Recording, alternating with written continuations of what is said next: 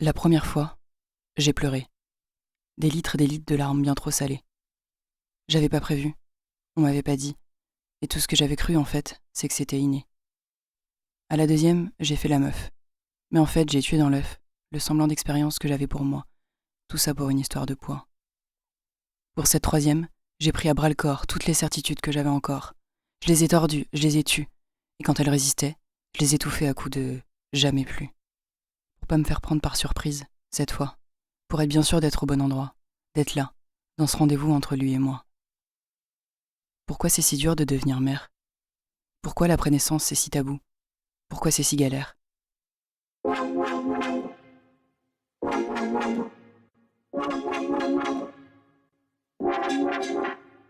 Lundi 15 septembre, 10h05.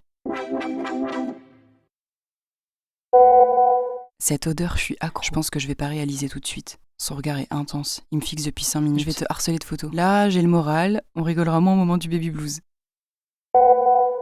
J'ai bien dormi, il a tété toutes les heures, mais c'était doux. Là, les enfants d'école pour la journée, j'ai pris une douche et il reste des sushis dans le frigo. Bon, je viens de me faire pisser dessus comme une débutante.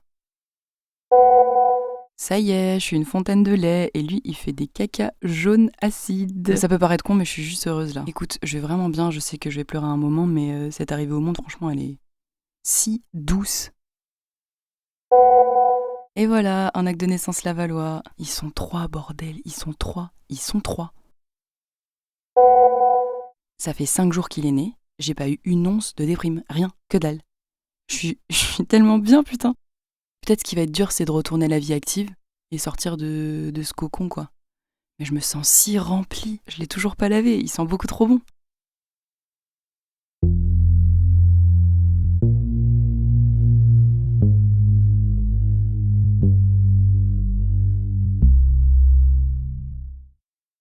Mon premier postpartum, c'est 2020. Et je me souviens très bien qu'à ce moment-là, on avait déjà sur les réseaux sociaux des récits, des photos de qu'est-ce qu'un vrai postpartum, donc avec des mamans en culotte filet, les cheveux en bataille, en pleurs, avec des feuilles de chou sur les seins et tout. Et je me souviens, ça m'avait vachement aidée parce que je m'étais dit, ok, je suis pas toute seule, quoi. Au moins, c'était visible, c'était plus caché. Je sais que pour mon premier postpartum, ça m'a fait vachement de bien parce que du coup, je me suis autorisée à être mal. Et c'est déjà super de se donner l'autorisation d'aller pas bien. Dans un monde où l'injonction première, c'est quand même d'aller bien, surtout quand on est une femme. Mais en fait, avec du recul, et maintenant que je suis à mon troisième postpartum, il y a aussi quelque chose qui m'a frappée ces dernières années, en étant vraiment en plein dedans. C'est que, au même titre que j'aurais adoré avoir des récits d'accouchement positifs où les femmes, elles kiffent, qui sont pas dans la souffrance, qui traversent l'accouchement de manière hyper sereine et avec facilité, je trouve que ça manque des récits de postpartum qui se passent bien. Mais pas bien comme la société voudrait qu'ils soient, c'est-à-dire une femme qui retrouve son corps tout de suite, qui retourne évidemment travailler pour le grand capital quelques mois plus tard, qui fait garder son bébé avec un bébé qui s'adapte mais complètement à la vie en collectivité à 2 mois et demi, enfin voilà. Non, pas ce type de récit, mais vraiment des récits de femmes, écrits par les femmes, pour les femmes, qui vivent ça dans leur chair, quoi. Je dis ça parce que moi, j'ai la sensation que pour ce troisième postpartum, ouais, ça y est, je peux le dire, je suis une meuf du postpartum, je kiffe le postpartum. Mais j'aurais jamais cru pouvoir dire ça la première fois que je l'ai traversé, parce que j'étais pas préparée. Dans mon premier postpartum, j'ai longtemps attendu de me retrouver. C'est un truc qu'on entend vachement, je trouve, dans le discours un peu populaire. Ce serait bien que tu te retrouves maintenant, mais en fait, on se retrouve pas. Enfin, moi, en tout cas, je me suis jamais retrouvée, j'ai jamais été la femme que j'étais avant de traverser cette première naissance. Et d'ailleurs, ça a été le cas pour mon deuxième postpartum. J'étais pas comme avant cette deuxième naissance, et c'est encore le cas aujourd'hui, je suis encore quelqu'un de différent. Je pense que déjà, si on avait pu me dire ça, juste ça, tu seras quelqu'un de différent, ça aurait tout changé, et j'aurais accepté cette mutation beaucoup plus sereinement.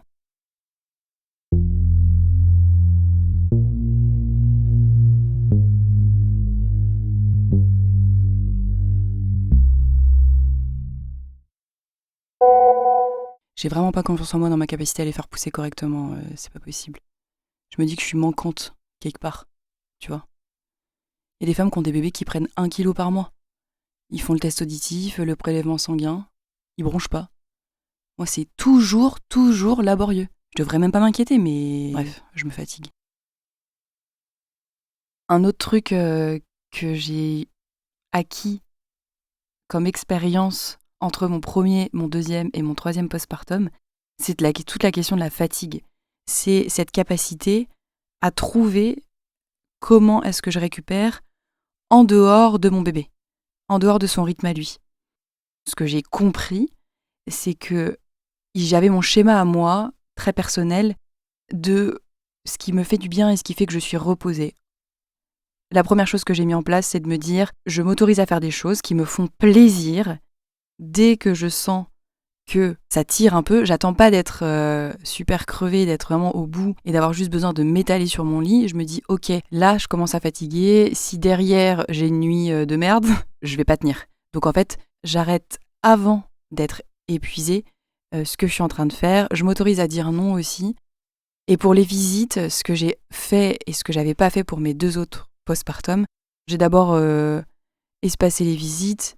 On n'a jamais vu plus d'une personne par jour au tout début. Et c'était pas tous les jours du tout. Et quand on a eu de la visite, j'ai d'emblée dit je m'autoriserai à aller m'isoler si j'ai besoin. Tu peux passer, pas plus d'1 heure. Enfin voilà, j'incluais une temporalité et je disais et je ne m'excusais pas de dire j'aurais probablement besoin à un moment de m'isoler, d'aller me reposer avec le bébé, voilà. Et c'est ce que j'ai fait en fait. Les quelques fois où on a eu la visite, on en a eu quand même très peu. C'est aussi ça qui est important à dire, je pense. On a eu peu de visites. On a fait en sorte d'être très peu dérangés. Mais quand ça a été le cas et on était content de recevoir, moi, j'ai eu plein de moments où je suis partie, où je suis montée, m'isoler dans une pièce, dans ma chambre avec le bébé. Et ça m'a préservée. Donc je pense que oui, pour la fatigue en tout cas, il y a vraiment ce truc de me dire qu'est-ce qui me préserve ? Plutôt que suivre la consigne à la lettre de « faut que tu dormes avec ton bébé », ce qui, dans mon cas, ne fonctionnait pas du tout, parce qu'en plus, j'avais des bébés imposables, donc clairement, ils étaient en portage, et donc je ne pouvais pas dormir. C'est plutôt « repose-toi avant d'arriver au point de non-retour », et surtout, c'est ce qui est bon pour toi et ce qui te repose. Moi, en l'occurrence, c'est de m'isoler. Et juste de m'allonger et de pas être surstimulée par le bruit, par les conversations. Beaucoup, moi, ça me fatigue très rapidement. Donc voilà, je sais quand je dois m'arrêter, quoi.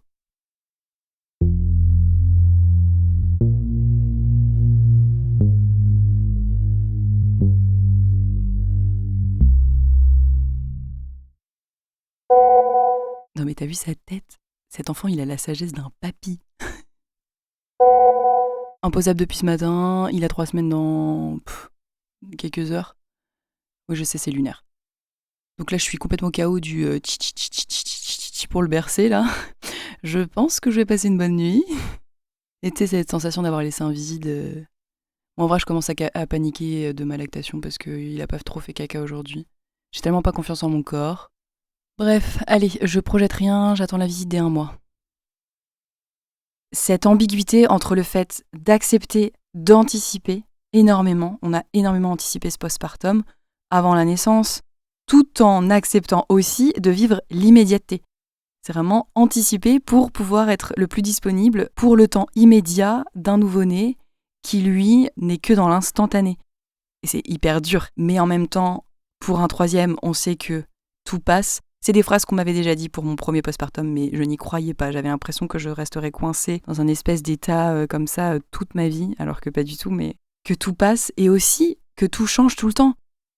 Moi, j'ai vraiment lâché sur entraîner mes bébés à quoi que ce soit, essayer de les habituer à quoi que ce soit. Chez moi, ça n'a jamais fonctionné. Plus j'ai lâché, plus j'ai dit « Ok, ton besoin c'est ça aujourd'hui », plus ça a été souple et plus j'ai bien vécu les choses. Là, vraiment, c'est ok pour moi d'être pleinement disponible pour mon bébé, aussi parce que j'ai tellement anticipé tout le reste que je saurais aller me reposer quand il faudra que j'aille me reposer, passer le relais et dire bah là, qu'il soit 15h, 9h du mat ou 19h, je m'empêche pas du tout soit de dire à tout le monde ciao, je vais me coucher, soit carrément de passer le relais si vraiment je suis trop fatiguée, de l'allaiter et puis de me dire, ben voilà, là vous m'embêtez pas, je m'enferme et je m'allonge quoi. Ça, je ne m'en excuse, mais plus du tout. J'ai aussi cette chance d'avoir un coparent très présent, mais c'était le contrat de base. Quand on a décidé d'avoir un troisième enfant, on a aussi acté qu'il prendrait en charge l'intégralité, en tout cas au tout début, des tâches à la maison, et il s'occuperait des grands. Ce qui fait que moi, en fait, je suis toute dispo pour mettre en place mon allaitement, toute dispo pour le nouveau-né. Je ne gère plus, je ne suis plus du tout dans la gestion.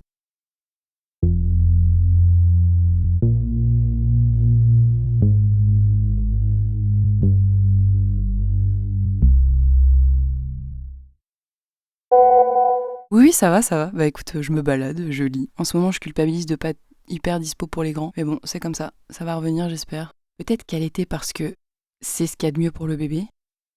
Bah c'est pas une bonne raison.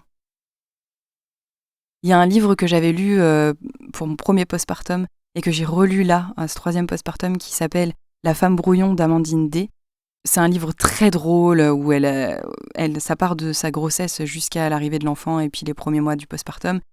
Ça déconstruit un peu tous les clichés qu'on a sur la maternité. Il y a beaucoup d'autodérision dans ce récit, beaucoup de choses très vraies aussi, qu'on connaît toutes, mais il y a un passage notamment où elle dit « Fini le temps mort, le temps mou, pendant lequel la pensée s'étire et s'offre des surprises.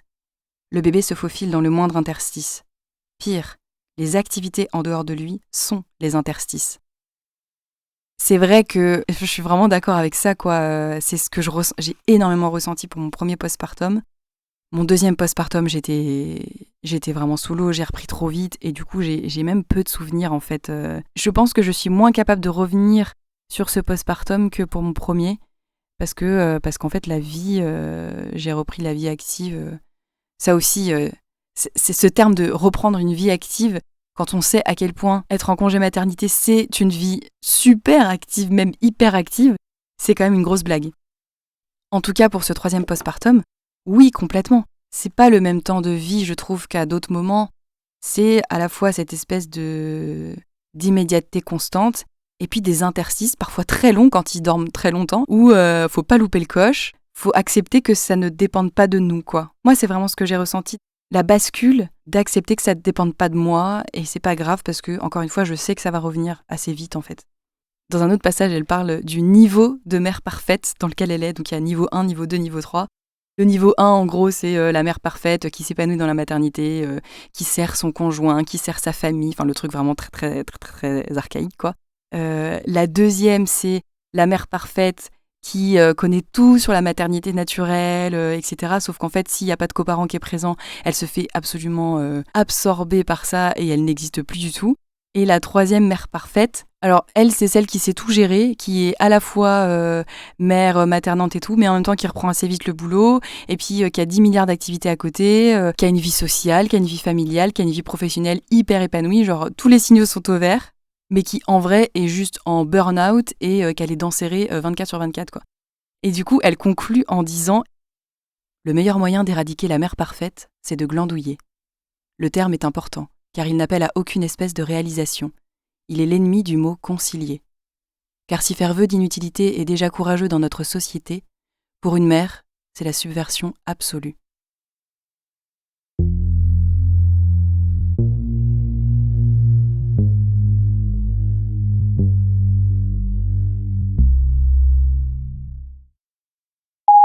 Meuf, vraiment, l'AD, c'est la vie. Genre, j'en reviens pas, quoi. Bon, j'ai pas encore eu ma montée de lait, j'ai pas encore eu ma descente d'hormones, donc on verra les prochains jours, je te tiens au courant, je te fais un update et tout, mais je comprends pas qu'on mette le paquet là-dessus, que les politiques et tout, parce que, enfin, le bébé, il est juste trop bien, mais vraiment, genre, j'ai jamais eu un bébé aussi détendu, c'est n'importe quoi, là. Moi, je suis trop bien, je suis fatiguée, tu vois, genre, j'ai les maux d'accouchement et tout, mais genre, je suis bien.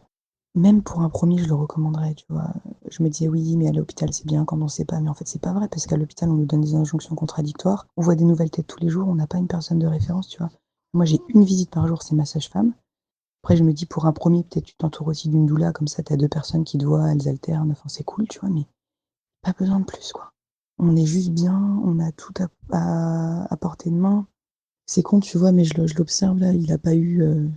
Ses yeux, ils sont nickel. son nez, il est nickel. Je sais pas dans quelle mesure ça joue aussi de pas accueillir un enfant dans le climat familial. Je sais pas. Je suis sûre que ça joue. Je suis sûre que ça joue. Il a une couleur toute rose, il est pas du tout jaune. La température, elle est nickel depuis sa naissance. Genre vraiment. Et pourtant, je peux te dire, il est en body, quoi. Je sais pas.